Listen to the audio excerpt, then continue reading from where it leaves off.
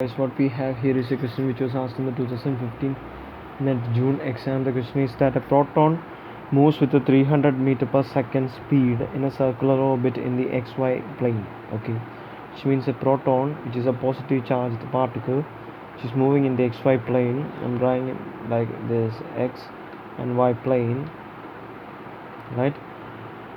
And it is moving with the speed of 300 meter per second in a circular orbit, which means it's a circle. Okay, it's some center somewhere. Okay, and then there is 1 Tesla magnitude magnetic field along the z direction.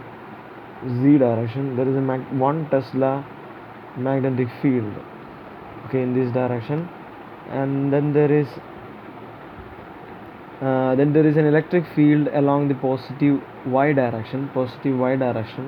In this direction there is an electric field E, which is 1 volt per meter. Okay, so what they are asking is, a proton is rotating clockwise or anti-clockwise, we don't know. And what they are asking is that the center of the circular orbit is what happens to it if this condition happens, okay, exists. Then it remains stationary or moves 1 meter per second along the negative x-axis, which is this direction. And then there is another option with that 1 meter per second velocity motion along the positive x-axis, and then there is positive z-axis as well. So what the direction of propagation can be easily determined using right hand rule. Okay, if there is a magnetic field along the axis, z-axis, then using the right hand rule we can see that the thumb points in the direction of the propagation. If that thumb in the direction of propagation, then this middle finger will corresponds to the direction of electric field, and then the magnetic field is in the index finger direction. So in that case you can see that z, in this case the direction is z direction magnetic field, and E is in the direction of y.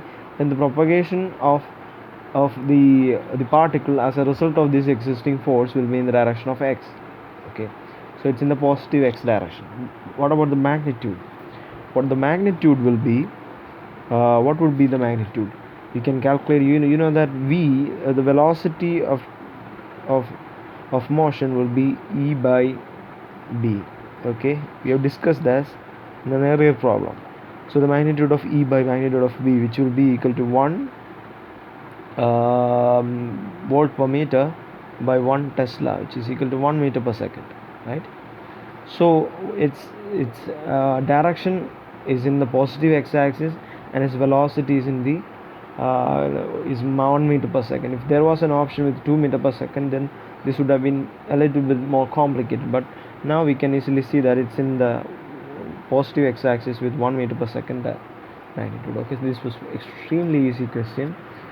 You don't have to do anything, you just can imagine the whole answer and write down. Okay, so I hope you guys understood this question. For more videos, yes.